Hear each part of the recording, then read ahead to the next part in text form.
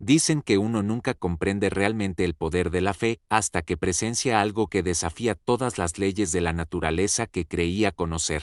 Me llamo Dr. Miguel Andrade, soy cirujano cardíaco, egresado de la Facultad de Medicina de la Universidad Nacional Autónoma de México, con más de 15 años de experiencia en quirófanos de distintos hospitales del país. Yo solía ser lo que se conoce como un materialista convencido, alguien que cree que si algo no puede medirse, probarse o replicarse en un laboratorio, simplemente no existe. Era el tipo de médico que ponía los ojos en blanco cuando un paciente mencionaba la oración, que veía la fe religiosa como un consuelo psicológico para los débiles, y que se sentía orgulloso de considerarse un hombre racional, de ciencia. Crecí en Iztapalapa, en Ciudad de México, rodeado de familias trabajadoras que encontraban consuelo en sus iglesias, sus rosarios y su inquebrantable creencia de que alguien más grande los cuidaba desde el cielo. Mi abuela, María González, era especialmente devota de Nuestra Señora de Guadalupe. Había llegado desde Puebla siendo muy joven, trayendo consigo no solo unas pocas pertenencias, sino también una fe inquebrantable en la Virgen que se había aparecido en el cerro del Tepeyac hacía siglos. Todas las noches, se arrodillaba frente a una pequeña imagen de la Virgen de Guadalupe en su sala modesta, sus manos arrugadas aferradas a un rosario gastado, mientras susurraba oraciones en voz baja que yo nunca me tomé la molestia de entender. Cuando era adolescente, me avergonzaba su devoción. Mientras ella rezaba por milagros, yo me hundía en libros de biología, física y química, decidido a entender el mundo a través de la lógica y la evidencia empírica. Me iba excelente en los estudios, me gradué con honores de la UNAM y luego ingresé a especialidad en cirugía cardiovascular con la absoluta convicción de que el conocimiento humano y el avance científico eran las únicas herramientas necesarias para sanar a los enfermos y resolver los problemas del mundo. Mi abuela solía decirme, Miguel, algún día vas a ver que hay cosas que tus libros no te pueden enseñar.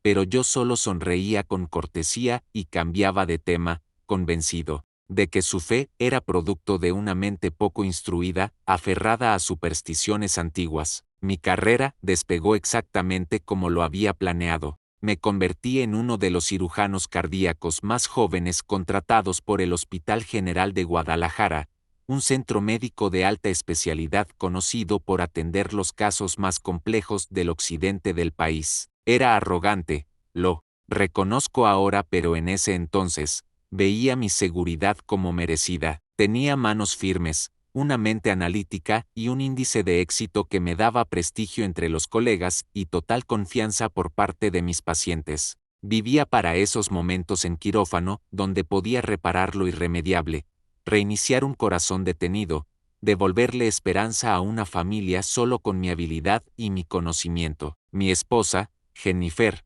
solía bromear diciendo que yo tenía complejo de Dios. No me causaba gracia porque, en el fondo, sabía que tenía razón, y me sentía cómodo con eso. Todo cambió una tarde fría de febrero, cuando la ambulancia trajo a una joven de 17 años llamada Sara Moreno, estudiante de preparatoria, que se había desplomado durante un entrenamiento de basquetbol. Su corazón había entrado en paro cardíaco súbito, y cuando los paramédicos lograron llevarla al hospital, ya llevaba casi 8 minutos sin oxígeno. Sus padres, David y Rebeca Moreno, eran el tipo de personas entre las que crecí, pero que había aprendido a ignorar con los años. Gente sencilla y trabajadora, dueños de una pequeña panadería en las afueras de la ciudad.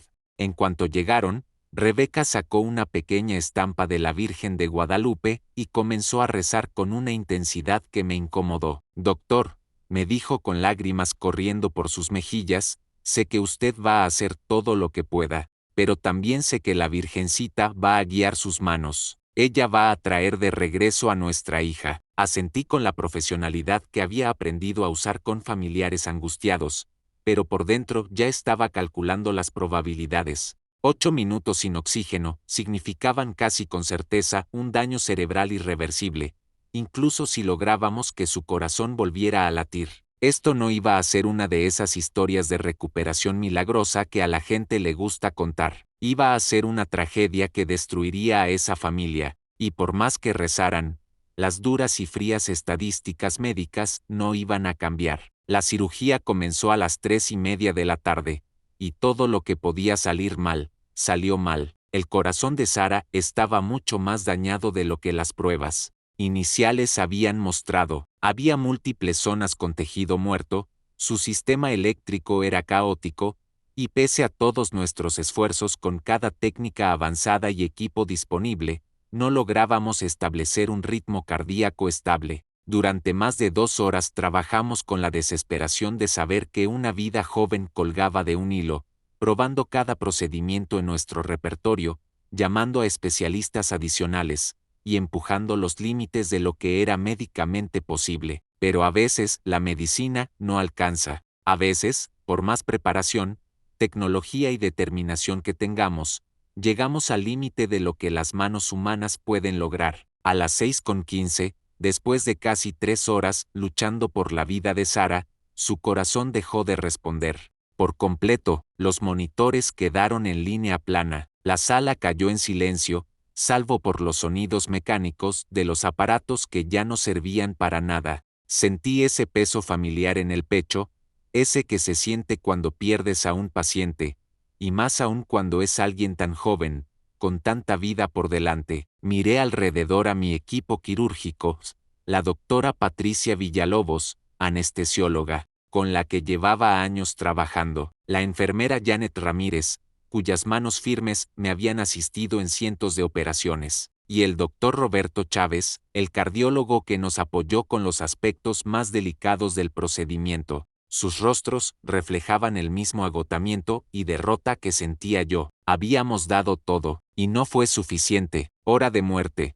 dije en voz baja, 6:17 p.m. Las palabras salieron pesadas, no solo por la carga clínica que llevaban, sino porque en pocos minutos tendría que salir a la sala de espera y decirle a David y Rebeca que su hija había muerto. Pero entonces ocurrió algo que todavía hoy me cuesta describir con palabras. Mientras comenzaba a quitarme los guantes quirúrgicos, preparándome para enfrentar lo que sería una de las conversaciones más difíciles de mi vida, noté algo que me hizo detenerme por completo. La sala, que había estado iluminada por la típica luz fluorescente blanca y estéril, de pronto se llenó de otro tipo de luz. Era cálida y dorada, como la del sol filtrándose a través de vitrales, y parecía emanar justo desde arriba del cuerpo inmóvil de Sara. Parpadeé varias veces, pensando que tal vez el estrés o el cansancio de la cirugía estaban jugando con mi vista, pero la luz seguía allí, y cada vez se hacía más fuerte,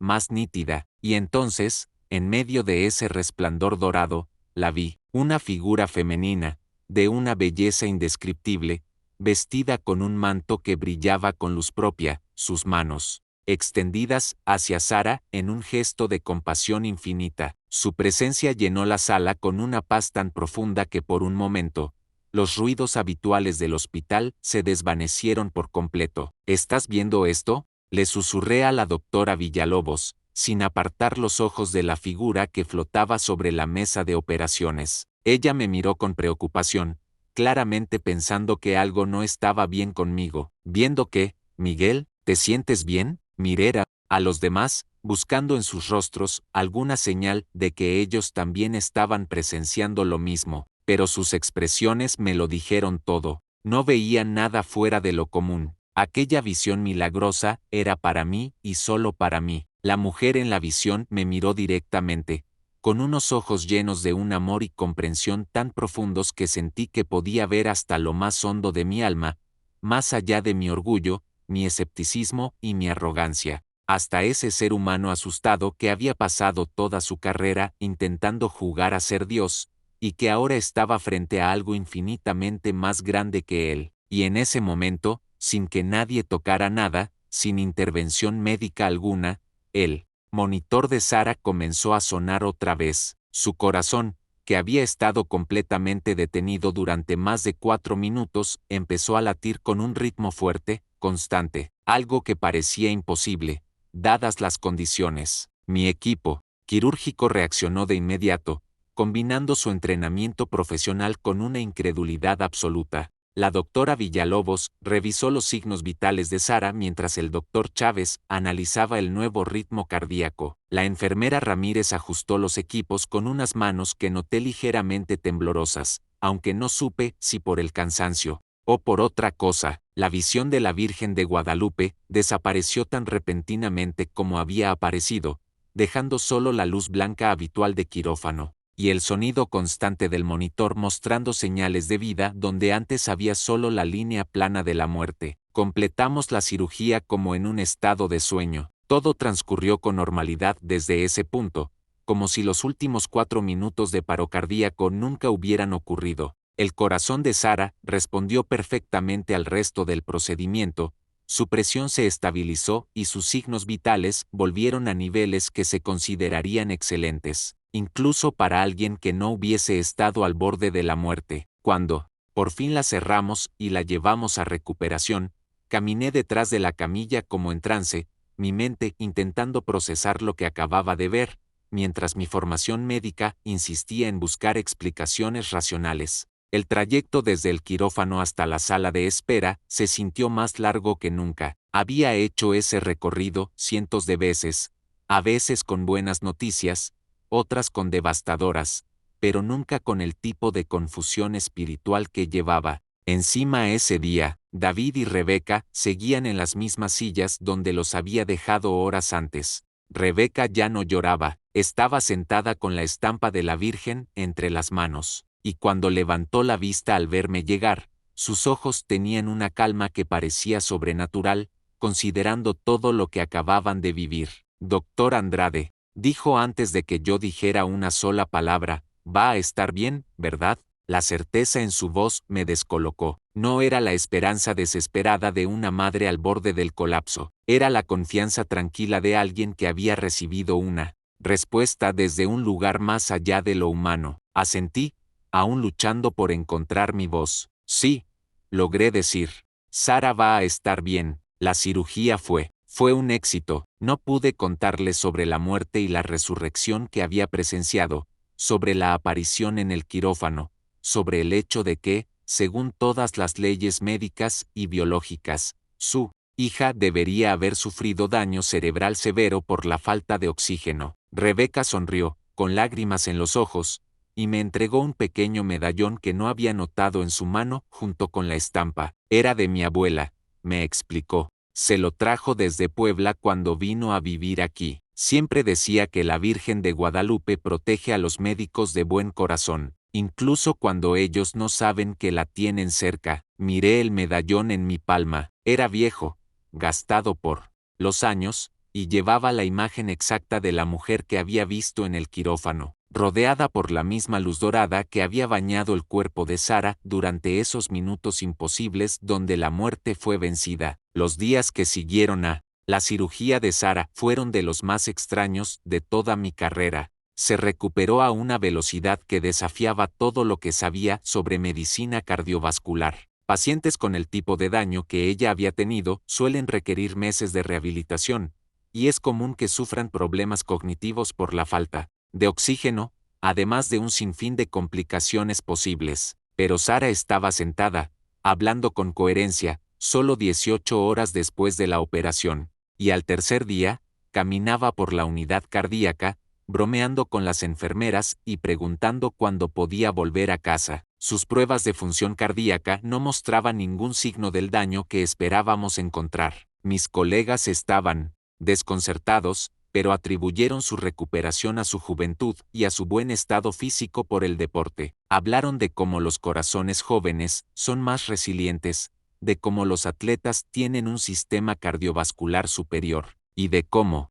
de vez en cuando, la ciencia médica se topa con casos fuera de la estadística normal. Yo escuché esas explicaciones y asentí, pero por dentro, sabía que lo que había sucedido con Sara Moreno no tenía nada que ver con estadísticas, ni juventud, ni condición física. Lo que ocurrió fue algo para lo que mi formación científica jamás me preparó. Esa misma noche, en mi estudio en casa, hice algo que no hacía desde niño, cuando me obligaban a ir a misa con mi abuela. Recé, no oraciones memorizadas, no el Padre Nuestro repetido por inercia. No, hablé con Dios, de manera sencilla, honesta, como alguien que necesitaba entender. Sostenía el medallón de Rebeca en la mano, mientras le preguntaba al cielo qué había presenciado. Comencé a leer todo lo que encontraba sobre la Virgen de Guadalupe. Estudié los relatos históricos de su aparición al indígena Juan Diego en el Tepeyac, los milagros atribuidos a su intercesión,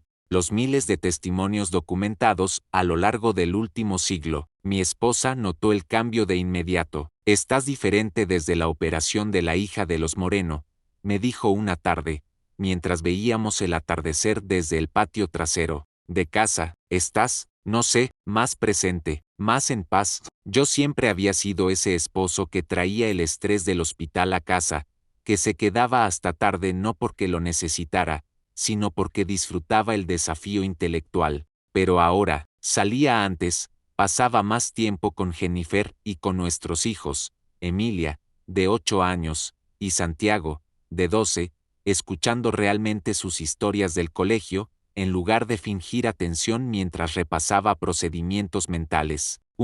Sábado por la mañana, Jennifer propuso algo que semanas atrás habría sido impensable. ¿Y si empezamos a ir a misa otra vez? Habíamos dejado de asistir años antes, en parte por mi escepticismo, y en parte porque los domingos eran el único momento de descanso familiar. Pero algo en su propuesta tocó una parte de mí que había estado dormida mucho tiempo. Tal vez no sea tan mala idea, me escuché decir, y los dos nos sorprendimos. Nuestro primer domingo de regreso a la iglesia fue extraño. Entramos a la parroquia de San Felipe de Jesús, en Zapopan, donde nos habíamos casado años atrás. Todo se sentía ajeno, como visitar una casa donde uno vivió mucho tiempo atrás pero que ya no se siente del todo propia. Las oraciones y los rituales regresaban poco a poco, como memoria muscular olvidada, y durante la consagración, cuando el sacerdote elevó la hostia y pronunció aquellas antiguas palabras de transformación, algo se removió dentro de mí. Era una emoción antigua, que no sentía desde que era niño, y me sentaba al lado de mi abuela, intentando mirar el mundo con los ojos de su fe y no con los de mi escepticismo. Emilia y Santiago se resistieron un poco al principio con la idea de ir cada semana, pero los niños tienen un sexto sentido para notar cuando algo importante está cambiando en la familia, y se adaptaron más rápido de lo que esperábamos. Santiago, que siempre había estado fascinado por la ciencia, y a quien Jennifer decía que había heredado el cerebro analítico de su papá, me sorprendió una mañana preguntándome, ¿tú crees que Dios usa a los doctores para sanar? Lo miré con cuidado, pensé la respuesta antes de hablar. Creo que Dios obra de formas que no siempre entendemos, y a veces, eso incluye trabajar a través de las personas que dedican su vida a ayudar a otros a sanar. Los cambios en mi práctica médica fueron sutiles, pero profundos. Empecé a pasar más tiempo con mis pacientes y sus familias. Escuchaba sus miedos, sus angustias, no solo sus síntomas físicos. Comencé a ofrecer consuelo de una manera distinta, no solo desde lo médico, sino desde un lugar más humano, más espiritual. Cuando alguien me preguntaba si creía en los milagros, ya no me refugiaba en estadísticas o términos científicos. Ya no decía que hay casos inexplicables o que la medicina a veces falla en predecir. No, ahora decía la verdad. He visto cosas que me convencen de que a veces, la sanación viene de lugares que están más allá de nuestro entendimiento. Día, una colega mía, la doctora Amanda Ramírez, cardióloga con quien trabajaba desde hacía más de una década, me llamó a un lado después de una cirugía difícil. Miguel, me dijo, no sé qué te pasó últimamente, pero lo que sea, te ha vuelto un mejor médico. Siempre fuiste brillante, pero ahora eres compasivo de una manera que antes no eras. Tus pacientes lo sienten, las enfermeras lo sienten, todos lo notamos. Sus palabras me hicieron entender que mi transformación no era solo interna, había comenzado a cambiar todo a mi alrededor también. 6 meses después de la cirugía de Sara, recibí una llamada inesperada. Era el padre Rodríguez, el párroco de nuestra comunidad. Estamos organizando una noche especial sobre fe y sanación, me explicó. Hay muchas personas en nuestra parroquia que están pasando por enfermedades graves, propias o de familiares. Creo que tu historia, tu visión como médico y como hombre de fe, podría darles esperanza. La idea de hablar en público sobre lo que había vivido me aterraba, pero también sentía que tenía que hacerlo, como si fuera parte del propósito por el cual me habían permitido presenciar aquel milagro. La noche de mi testimonio llegó antes de lo que esperaba. Me paré frente a casi 200 personas en la iglesia, con el corazón latiendo fuerte, pero apenas comencé a hablar, sentí una paz profunda, la misma paz que había sentido aquella tarde en el quirófano. Vi a Sara Moreno, sentada en la tercera fila, con sus padres. Su sonrisa era luminosa, su rostro reflejaba vida, salud, gratitud. Había vuelto a jugar básquetbol, estaba por graduarse con honores de la preparatoria, y ya había sido aceptada en la Facultad de Ingeniería Biomédica en la Universidad de Guadalajara. A medida que contaba mi historia, de médico escéptico a testigo de lo imposible, algo comenzó a ocurrir en el rostro de la audiencia. No solo escuchaban, se conectaban. Había señoras mayores asintiendo con los ojos brillosos, madres jóvenes limpiándose las lágrimas, hombres en silencio absoluto, y vi en ellos algo que reconocí. Muchos tenían sus propias historias, historias que casi nunca se atrevían a contar. Después de la misa, la gente se acercó una por una a compartir sus experiencias. Era como si mi testimonio les hubiera dado permiso de hablar, de dejar de callar lo que sabían que habían vivido. Una señora de 70 y tantos, doña Carmen Ortega, me habló de su nieto, que había nacido con un defecto grave en el corazón. Los doctores habían dicho que necesitaría múltiples cirugías, y que aún así, probablemente quedaría con secuelas. Pero la familia rezó a la Virgen de Guadalupe todos los días, y en la última evaluación previa a la operación, los médicos no encontraron rastro del defecto. Lo habían buscado, y simplemente había desaparecido. Un bombero de la zona, Tomás Bravo, contó cómo había quedado atrapado bajo los escombros de una bodega en llamas. El techo se había desplomado sobre él y no había forma de que su equipo llegara a tiempo. Pensó que iba a morir, pero empezó a rezar. Le pidió a la Virgen que lo ayudara a volver con su esposa y sus hijos, y de la nada, sintió una fuerza que no era suya. Levantó con sus brazos unas vigas que ningún hombre solo podría haber levantado. Cuando su capitán le preguntó cómo había salido, Tomás solo dijo, tuve ayuda, y nadie preguntó más. Esas historias siguieron fluyendo durante horas, y comprendí que lo que había vivido no era un caso aislado. Había miles, personas, comunes, con experiencias extraordinarias, solo que muchos nunca las cuentan, por miedo a parecer locos o sentimentales. Pero esa noche, todo cambió. Los meses que siguieron a ese testimonio público trajeron oportunidades inesperadas. Fui invitado a hablar en congresos médicos sobre la integración del cuidado espiritual en la medicina moderna, en encuentros interreligiosos centrados en la sanación y la esperanza, y en universidades donde los estudiantes empezaban a explorar la intersección entre ciencia y fe. Cada charla me enseñaba algo nuevo sobre el hambre de sentido que existe en nuestra sociedad.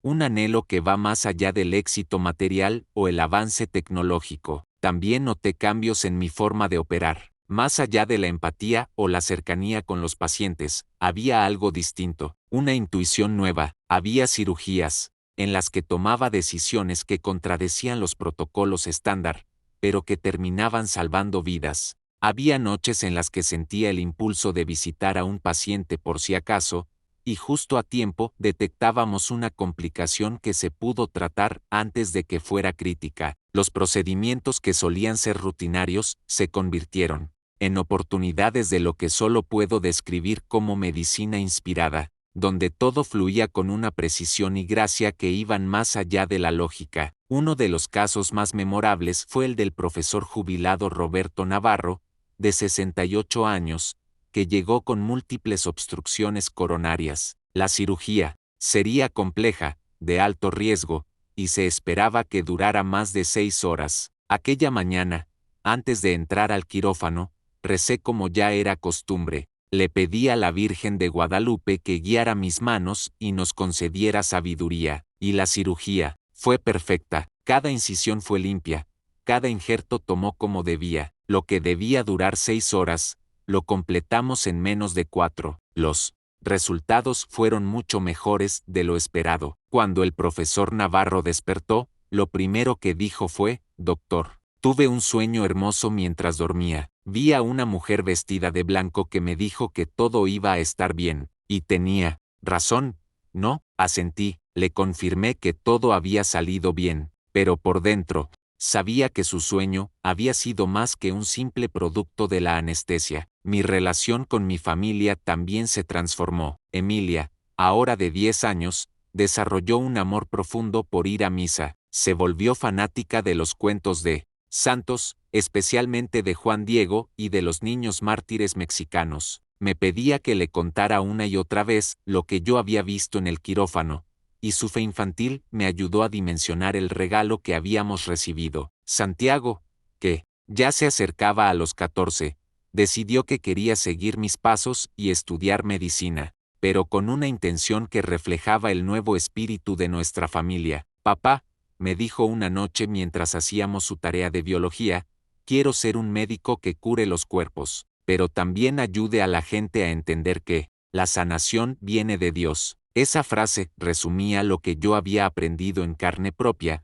que la fe y la ciencia no están peleadas. Son dos caras de una verdad más grande. Jennifer, mi esposa, fue quien más se benefició de los cambios en nuestra vida espiritual. Siempre había sido más abierta a la fe que yo, pero mi escepticismo científico había creado un muro entre nosotros, un muro que ambos aprendimos a rodear, pero nunca a atravesar. Hasta ahora, con ese muro derribado, pudimos compartir aspectos de la vida que antes evitábamos. Rezábamos juntos, asistimos a retiros para matrimonios, redescubrimos que nuestro amor podía alcanzar niveles de intimidad y apoyo mutuo que jamás habíamos imaginado. Un año después de aquel testimonio en San Felipe, el padre Rodríguez me invitó a formar parte del ministerio parroquial para los enfermos y los que sufren. «Hay muchas personas enfrentando enfermedades graves», me dijo. «Yo puedo ofrecerles consuelo espiritual, pero escuchar esperanza de alguien que entiende la medicina y también la fe es algo poderoso». Acepté y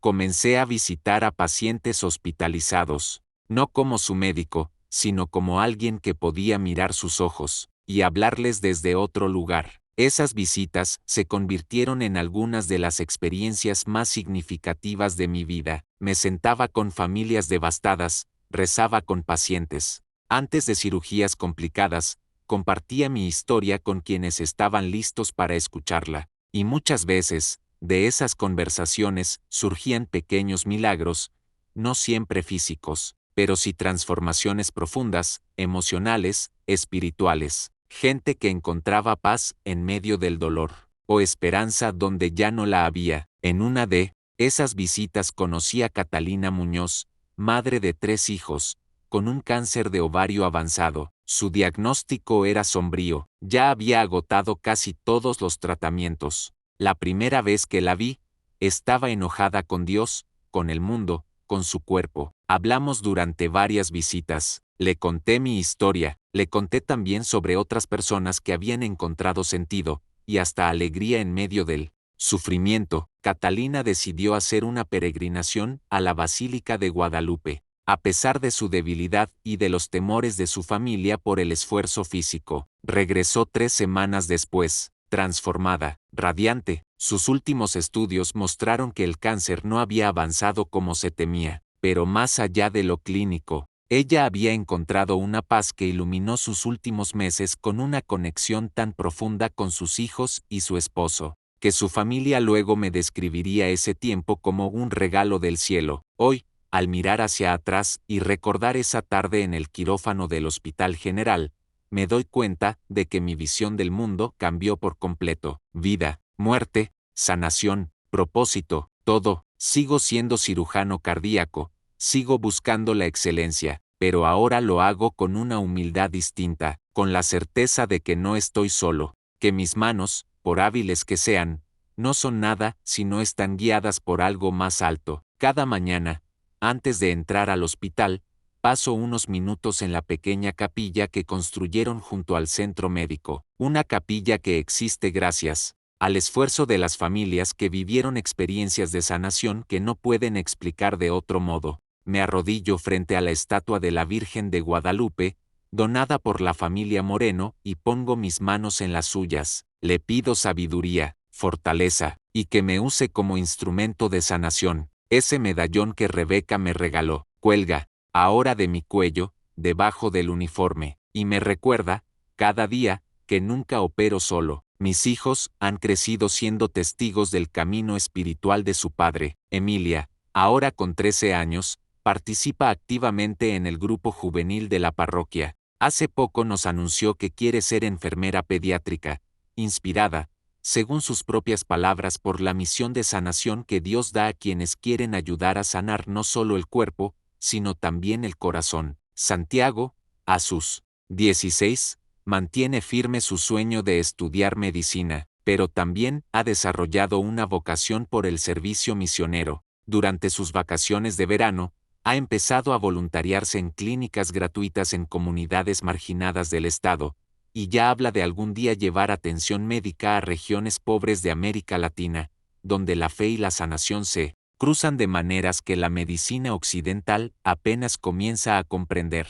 Jennifer y yo celebramos nuestro 20º aniversario de matrimonio el mes pasado, y ambos coincidimos en que estos últimos 4 años han sido los más ricos y plenos de toda nuestra vida juntos. Viajamos 2 veces a la Basílica de Guadalupe, experiencias que profundizaron nuestra fe individual y como pareja, y que siguen marcando cada decisión que tomamos. Ahora también somos voluntarios en una casa de cuidados paliativos, ofreciendo consuelo a familias que enfrentan la pérdida de seres queridos. Jennifer incluso comenzó a formarse como terapeuta de duelo, inspirada por la paz y la esperanza que ha visto brotar de mí en esos momentos en los que todo parece perdido. En cuanto a la comunidad médica, la reacción a mi testimonio ha sido variada, pero en su mayoría respetuosa. Algunos colegas siguen siendo escépticos, consideran que hablar de milagros o de fe en contextos clínicos es poco científico, pero muchos otros, en privado,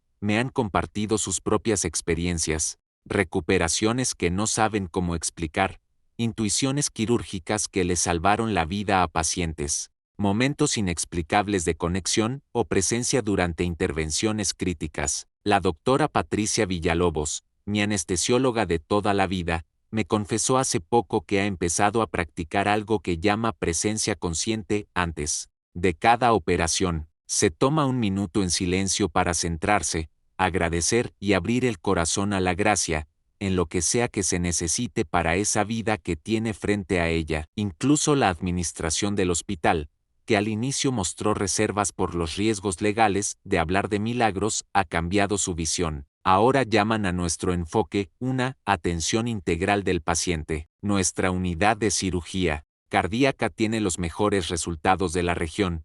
Los niveles de satisfacción de pacientes y familias están entre los más altos del país, y hemos sido mencionados en revistas médicas por mostrar cómo la compasión y la excelencia pueden coexistir para potenciar la sanación. Pero más allá de las cifras, lo que somos ahora es un lugar al que las personas vienen cuando necesitan algo más que medicina, cuando necesitan esperanza, conexión. Fer, Sara Moreno, la joven cuyo milagro inició todo esto, se graduó hace poco de la universidad con un título en Ingeniería Biomédica, y ya fue aceptada en la Escuela de Medicina de la Universidad Autónoma de Guadalajara. De vez en cuando, pasa a saludar al hospital. Su presencia siempre trae sonrisas y renueva el propósito de todos los que recuerdan aquel día, el día en que la muerte fue vencida, y la fe de una familia sencilla fue confirmada con poder. Me contó que quiere especializarse en cardiología pediátrica, inspirada por lo que vivió, y por su deseo de devolver esperanza a otros niños y familias que pasen por algo similar. El eco de ese único milagro ha seguido expandiéndose de formas que nunca habría imaginado. A través de mis charlas, visitas hospitalarias y encuentros con otras comunidades, he conocido a cientos de personas que me han compartido sus propios relatos de intervención divina, sanaciones inesperadas, momentos de luz en medio de la oscuridad. Todos ellos han reafirmado en mí la certeza de que lo que viví no fue un caso aislado, fue parte de un tejido más grande de amor divino que siempre está en acción, aunque a menudo pase desapercibido. El mes pasado, tuve el privilegio de operar al mismo padre Rodríguez. Sufrió un infarto masivo y necesitaba una cirugía urgente con pronóstico reservado. Mientras me preparaba, recé con más fervor que nunca, pidiéndole a la Virgen que intercediera por este siervo fiel, que había guiado a tantas almas, incluyendo a mi familia de vuelta a Dios. La operación duró casi 7 horas. Fue compleja, exhaustiva, pero al final, su corazón latía fuerte, y todos los signos vitales eran estables. Cuando despertó en la unidad de cuidados intensivos, sus primeras palabras fueron para mí: Miguel, yo también la vi. Estaba con nosotros en el quirófano, ¿verdad? Asentí, sin poder hablar por la emoción, porque sí, la sentí allí otra vez, la luz dorada, la presencia cálida, la ayuda invisible. Y el milagro, el padre Rodríguez se recuperó por completo y regresó a su parroquia 6 semanas después. Su historia ahora es parte del conjunto creciente de testimonios que rodea nuestra sala de cirugía como un susurro constante, como un eco de lo sagrado. Hoy, al compartir este testimonio contigo, lo hago con el corazón lleno de gratitud. Gratitud por ese camino que comenzó con mi orgullo racional, y me llevó a una vida de fe, propósito y servicio que jamás imaginé posible. He aprendido que la sanación verdadera no es solo física, es restaurar la esperanza, es fortalecer la fe, es recordar que todos somos parte de algo más grande, más amoroso y más hermoso que nuestras luchas individuales. El medallón que cuelga de mi cuello arde ligeramente sobre mi pecho mientras hablo estas palabras, y sé, una vez más, que la Virgen de Guadalupe sigue velando por todos los que entregamos nuestras manos al arte de sanar. Ella ve las lágrimas de cada familia asustada en las salas de espera, escucha las súplicas de cada paciente que enfrenta un diagnóstico incierto, y guía las manos de cada trabajador de la salud que ejerce su vocación con humildad y amor. Mi mensaje para quien escuche este testimonio es simple: los milagros existen, la fe y la ciencia pueden caminar juntas, en una danza perfecta, y nadie está fuera del alcance del amor divino ni de la gracia que sana. Si eres paciente, familiar o profesional de la salud, si alguna vez dudaste de si tu esfuerzo realmente hace una diferencia, quiero recordarte que no estás solo, y que en este mundo roto, aún ocurren milagros todos los días.